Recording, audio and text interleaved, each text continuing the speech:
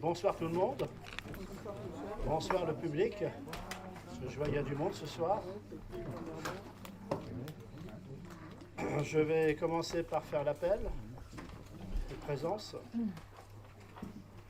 Alors moi-même, François Bellhomme, je suis présent. Béatrice Bonvin. Présent. Jacques Gay. Présent. Armelle Théron-Caplin. Présente. Denis Durand. Présent. Patricia Evenot. Présente. Jean-Paul Marchand est absent. Excusez. Donne le pouvoir à M. Éric Roinel. Christine Abegère. Présente. Dominique Bonnet. Présent. Marie-France Durand, absente. Jean-Joseph. Présent. Simone Bellet. Présent. Guy David. Présent. Marc Baudelot. Présent. Philippe Poissonnier. Je suis présent. Sylvie Rouzet. Présente. Éric Roinel. Présent. Stéphanie Richard Duhamel s'excuse. Donne pouvoir à M. Marc Baudelot. Oui. Sonia Dukourov s'excuse. Donne pouvoir à Christine Labegère. M. Emmanuel Sauteur. Présent. Cécile Combeau. Claire Amblot, absente. Thomas Hamelot, il est... Alors attendez. Il est excusé. Donne pouvoir à Patricia Evenot. Dalila Dorol. Bruno Estampe. Présent. Roland Amar. Présent. Isabelle Marchand. Présente. Hélène Charrier. Présente. Et Fabrice Pichard. Présent. Alors, qui est-ce qui veut être secrétaire de séance?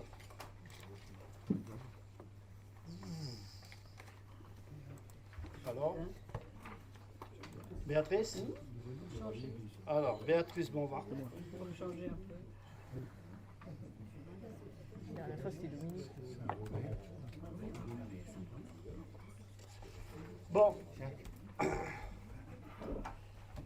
on va passer à l'ordre du jour. Approbation du procès verbal de la séance du conseil municipal du 12 décembre 2022. Avez-vous des questions? Oui, sur la dernière page, il y a un contresens concernant la question de la convention avec la Fondation du patrimoine, à savoir qu'il est évident que l'objectif de ma question n'était pas de... Il y a écrit que soit annoncé avant que la convention... Madame Charrier demande s'il est possible de la faire évoluer pour faire en sorte que les personnes cessent de donner. Non, c'est plutôt pour les personnes pour les personnes ne cessent pas de donner. Donc là, il y a correction à apporter, merci. Donc on va faire une correction.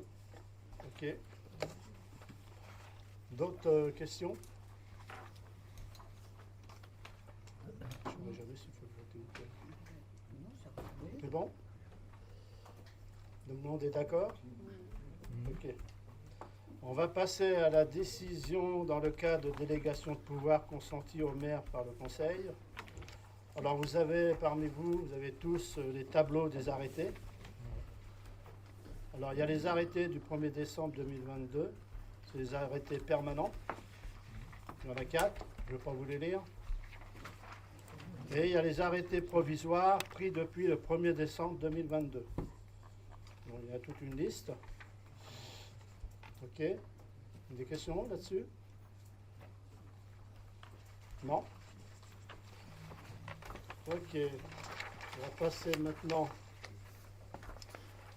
au point 3.1, aux finances. Autorisation donnée à Monsieur le maire d'engager, liquider et mandater les dépenses d'investissement jusqu'à l'adoption du budget primitif 2023, dans la limite du quart des crédits au budget de l'exercice précédent. Bon, sachez que tous les ans, on y a droit. Il faut savoir que avant le budget primitif, si on veut que la commune continue à vivre, que nos agents soient payés, qu'on achète du matériel et tout, on est obligé de passer justement au quart du budget. Monsieur Jacquet. Bonsoir à tous. L'article L.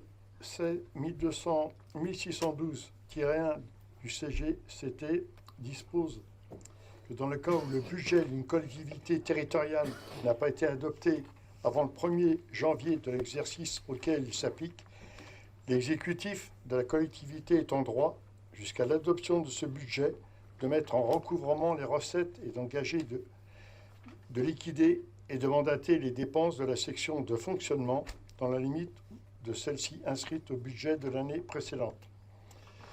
Pour la section d'investissement, l'exécutif peut, sur autorisation de l'Assemblée délibérante, engager, liquider et mandater les dépenses d'investissement dans la limite du quart des crédits ouverts de l'exercice précédent, non compris les reports de crédits et les crédits afférents au remboursement de la dette.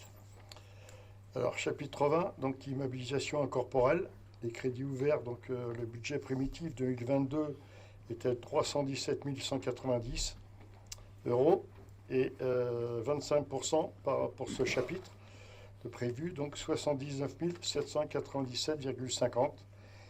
Autorisation exécutoire au budget 2023 avant le vote du budget primitif 2023, 79 297,50.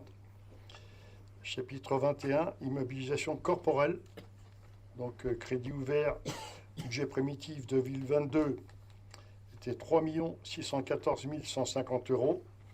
Donc le calcul de 25%, 903 537,50.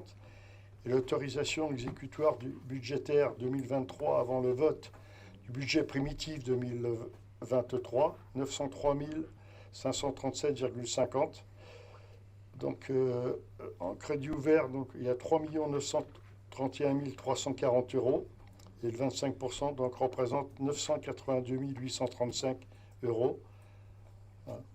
Alors, sur l'exposé présenté et après en avoir délibéré, le conseil municipal est invité à autoriser pour l'exercice 2023, dans l'attente du budget du vote du budget primitif, les ouvertures de crédits d'investissement correspondant à 25% des crédits d'investissement du budget de l'exercice 2022.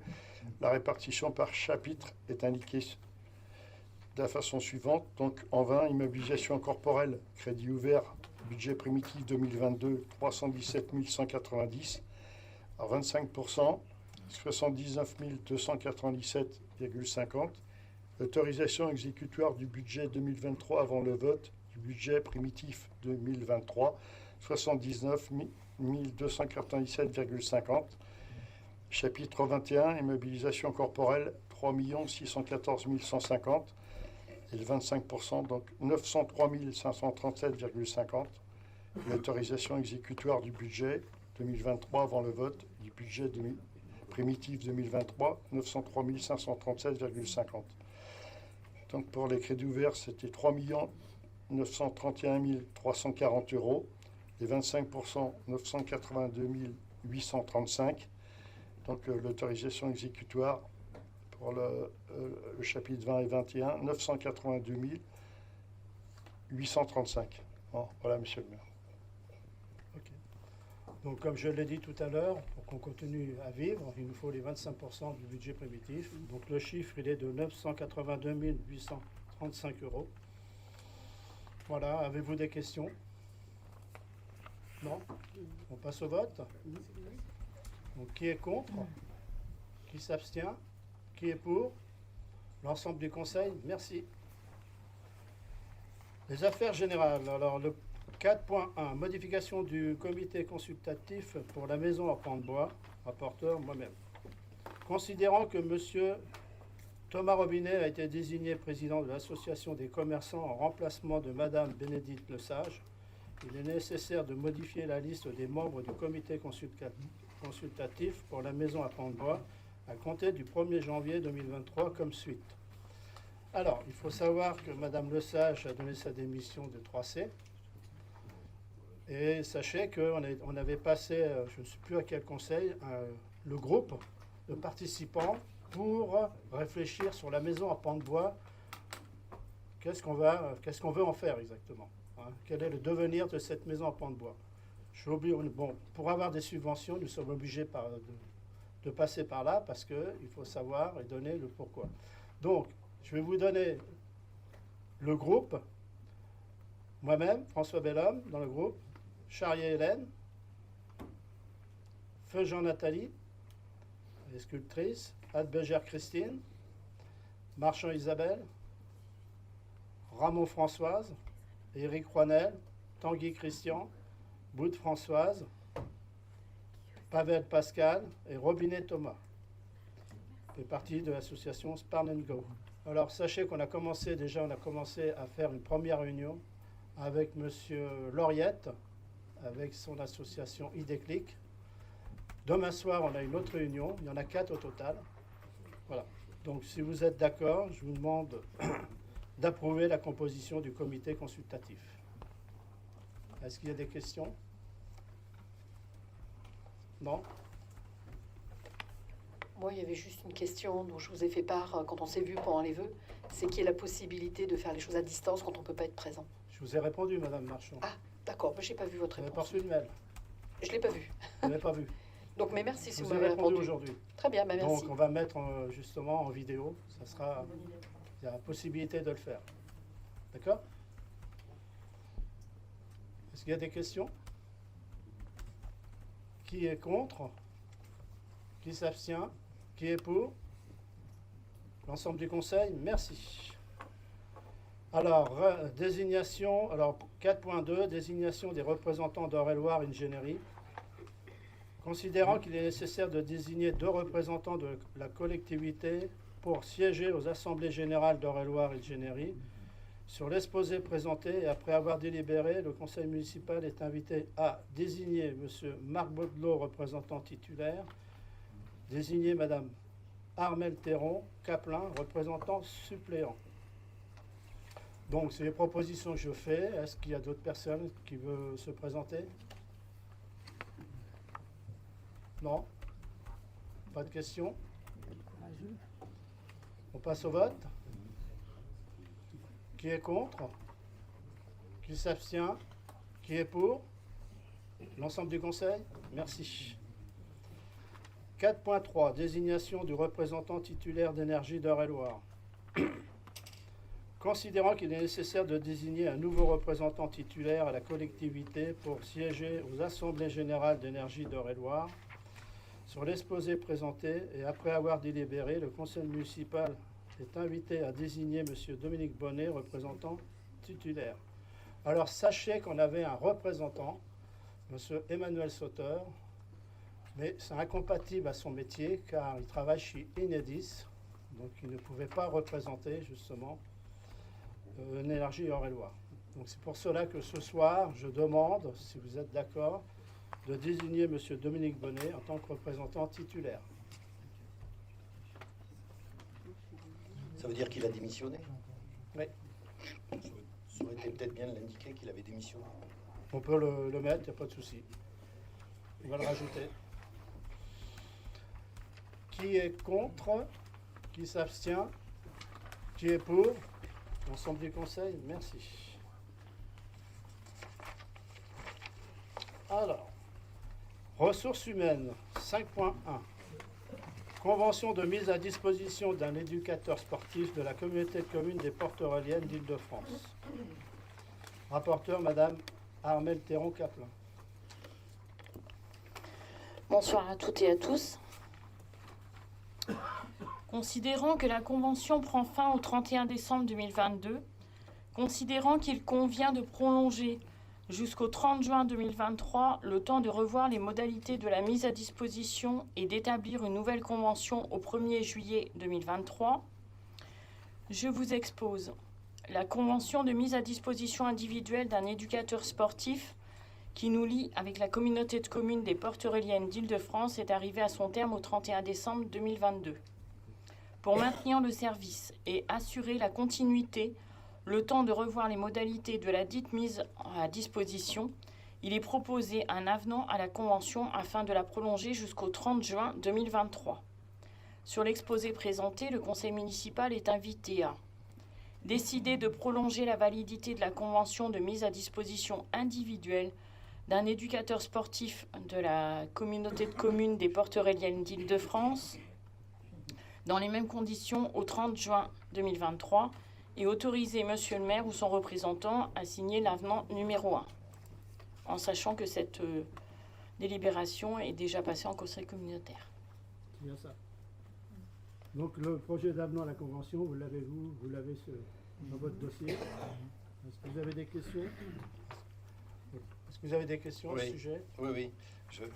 Alors, peut-être qu'il serait plus logique de mettre considérant que la convention a pris fin.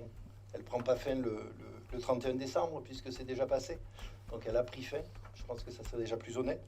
La deuxième chose, je pense qu'il y a une erreur entre la date de la délibération du conseil municipal qui est indiquée là, le 19 septembre 2019, et celle qui est indiquée sur la convention. Donc ça serait bien si on pouvait avoir les mêmes dates de délibération. Ok. Et enfin, donc il faudra m'indiquer la date que vous retenez peut-être quand même. Oui, oui. Oui, oui. Et ensuite, je ne sais pas ce que ça veut dire, je ne comprends pas cette convention, le temps de revoir les modalités de mise à disposition, je ne sais pas ce que ça veut dire. Je ne sais pas, c'est quoi le contenu de cette convention? Qu'est-ce qu'il va faire? Je ne sais pas. Je rappelle que la dernière convention, a priori, avait été signée le 1er janvier 2020, c'est-à-dire il y a 2 ans. Et là, vous signez une convention pour réfléchir à ce que vous allez faire. C'est à la demande de la communauté de communes de revoir cette convention. C'est eux qui nous le demandent. C'est eux qui nous le demandent. Oui, la question serait la même si c'est eux qui étaient assis à la table. Il a fallu 2 ans pour réfléchir à ce qu'on allait faire. Ben, il a fallu 2 ans, ouais, voilà, au niveau juridisme. C'est eux qui ont décidé. C'est eux qui ont demandé, qui ont décidé. On est au niveau là. Hein. On est au niveau, oui, vous avez raison. Ouais. Heureusement que vous êtes là, monsieur Eston. Non, mais heureusement que vous êtes là. Donc moi je m'abstiendrai en tout cas sur une convention qui dit qu'on Pas va de souci. faire une convention pour réfléchir. Ok. D'autres questions? Qui est contre? Qui s'abstient? Alors, monsieur Estampe, monsieur Pichard, madame Marchand et monsieur Hamar. Qui est pour? Merci. On va passer au marché public. 6.1, autorisation de désigner l'avenant numéro 1 au marché de l'aménagement de chemin doux le long de la RD 906. Considérant qu'il convient de signer un avenant numéro 1 avec l'entreprise Colas France, 11 rue du 19 mars 1962, au Coudray, attributaire du marché. Monsieur François Vellhomme, maire, informe le conseil municipal à ce qui suit. Le présent avenant a pour objet de prendre en considération le coût des travaux complémentaires demandés par les communes de Hanche, tranche 1, et Épernon, tranche 2. Il est précisé que la commune de Hanche reverse à la commune d'Épernon les coûts qui lui sont propres. S'agissant d'Épernon, les demandes complémentaires concernent fourniture et pose des potelets, quantité 9, prix unitaire 225 €, ça fait un total de 2025 €. Ajout pictogramme piéton, quantité 11, prix unitaire 68,91 €, le total 758,01 €. Fourniture tampon, quantité 1, 190 €. 190 €, ça fait un total de 2973,01 €. Incidence financière pour Épernon. Le montant du marché initial était de 150 598 095 sur un montant de 180 718,74. Le montant du présent avenant, 2973,01 €.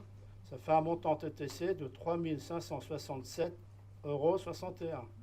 Le nouveau montant du marché T1 est de 153 571,96 € hors taxe, 184 286 €, 184 286,35 € TTC.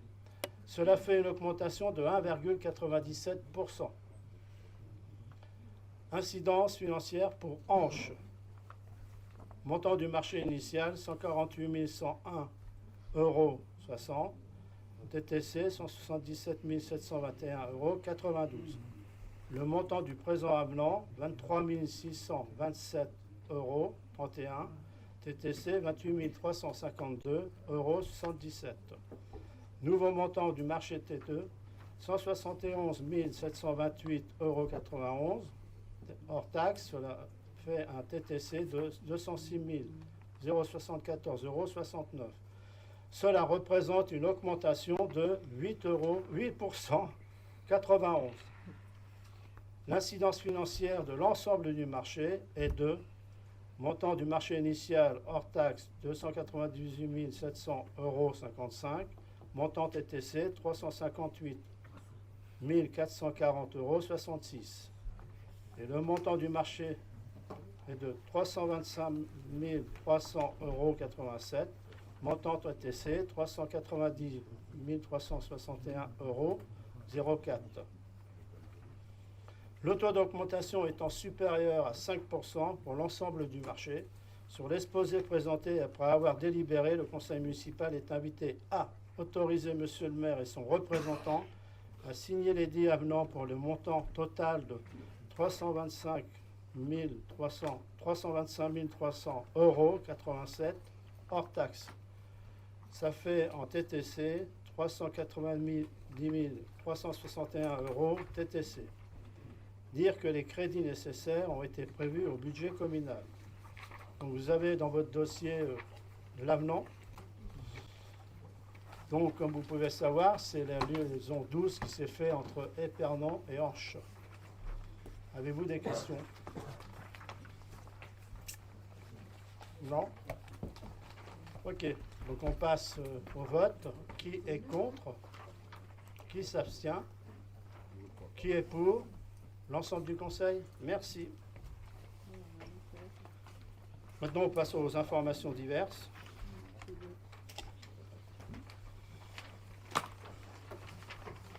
Vous avez des questions là-dessus? Informations?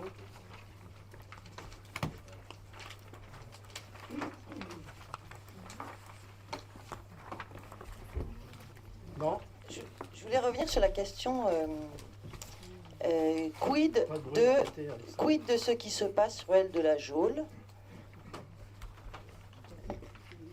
Wig? où on est toujours fermé et où les choses semblent guère avancées. Par contre, ça se ferme de plus. Alors, ça se ferme, on modifie la fermeture parce que les jeunes, qui des jeunes ou des moins jeunes. Alors, madame casse, Marché, etc.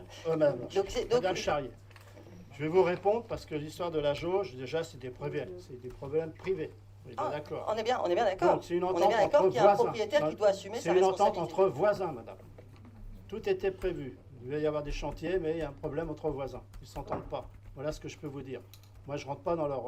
Ah, mais la question, elle est ouverte. La question, elle concerne la chaussée, cette chaussée qui, enfin cette rue qui, de mois en mois, on a la situation est de plus en plus crado. Pardonnez-moi l'expression, qui n'est certes pas jolie. Vous avez des expressions un peu dures quand même, crado quand même, franchement. Ben, enfin, Non, mais attendez. Faut que les gens le répètent. Ben, Je veux bien, j'admets qu'il y a une gêne, je le reconnais, madame.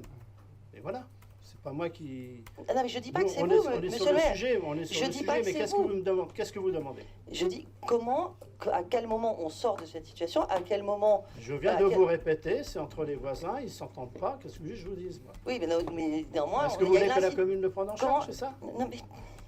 Non, Non. je voudrais juste que cette rue retrouve son usage, que les Mais nous, on le collégiens. souhaite, madame que les- Charrier, on et- le souhaite. Et de vue de l'extérieur, on s'étonne de cette situation qui.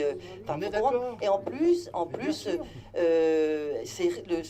la fermeture de la rue, elle est régulièrement forcée probablement par les jeunes, et c'est dangereux.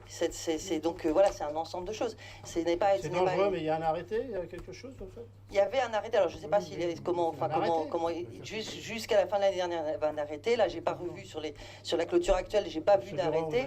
Mais voilà, c'est quand même, c'est un vrai sujet. Et un jour, on aura un accident parce qu'à chaque fois, il la casse. Accident, ça veut dire que l'arrêté, il n'a pas été respecté, Madame Charrier. Oui, certes, mais si on parle en droit, il n'y a pas de problème. Mais il y a le droit, et puis après, il y a est-ce que quelqu'un peut, peu importe que, est-ce qu'on peut accepter un risque d'accident réel au bout d'un an, c'est déjà les services techniques qui se déplacent. Je le vois, hein, c'est tout. Mais là, ça devient, c'est inadmissible, peu importe avec la vous, cause. Madame Charrier. On est d'accord là-dessus, sur le principe. Donc, il y a un moment donné, on ne peut pas continuer comme ça. Et en plus, c'est vraiment dangereux parce que le nombre de fois où c'est cassé, la clôture est cassée, c'est impressionnant. Un jour, on aura un pépin. Et moi, ce qui me soucie, c'est pas tant le droit que la personne qui se blessera et qui peut être aussi bien quelqu'un qui connaît pas le lieu, qui en plus maintenant avec l'éclairage, le fait qu'une partie de la nuit, il n'y a plus quelqu'un qui peut se blesser gravement, même si il outrepasse ce qu'il avait. C'est dommageable et on ne veut pas en venir là. Madame Charrier, je sais. Parce qu'au bout d'un an, c'est un peu un an, quoi. Ah oui, c'est vrai. Donc, je voudrais vous informer aussi que je l'ai annoncé au vœu du maire, un permis de construire a été déposé pour la 4 rue Drouet. Là, ils ont instruction pendant 5 mois. Après, on verra. Voilà. Mais j'espère que cette rue va être libérée. Et d'ailleurs, à ce sujet-là, est-ce que la maison qui est en face, donc l'autre maison à pans de bois, voilà, elle souffre beaucoup et les habitants, il y a des propriétaires qui s'inquiètent de voir l'évolution dans leur maison alors qu'on leur a demandé évidemment de ne pas restaurer. Donc, vous parlez de la maison d'en face, c'est bien ça. La maison d'en face. Donc la maison d'en face, il y a des... Non, attendez, ce sont des propriétaires. Oui, absolument. Il y a des travaux de prévus. Absolument. Voilà, il y a des travaux de prévus. On leur a demandé de reporter compte tenu de l'incidence des choses. Qui leur a demandé? Apparemment leur architecte. Ah, leur architecte. Néanmoins, il y a une inquiétude parce que la dégradation de la maison s'accélère et que les délais en face, il y a une harmonisation complexe à faire entre les deux choses pour que cette maison ne s'abîme pas plus aussi. On est d'accord avec vous, c'est pour ça que j'espère que cette rue va être libérée le plus tôt possible. On est bien d'accord. Il n'y a pas de souci, on est dessus. Il y a des ajustements qui sont complexes, mais on est d'accord. Pour éviter les dégâts. On est d'accord. Je voudrais vous informer que le conseil municipal, le prochain, sera le 6 février et non le 13.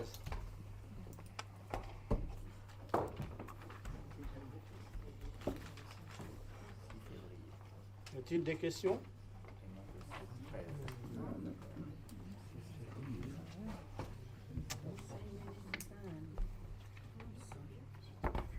Mais le 6 février. Oui. Oui. Ok.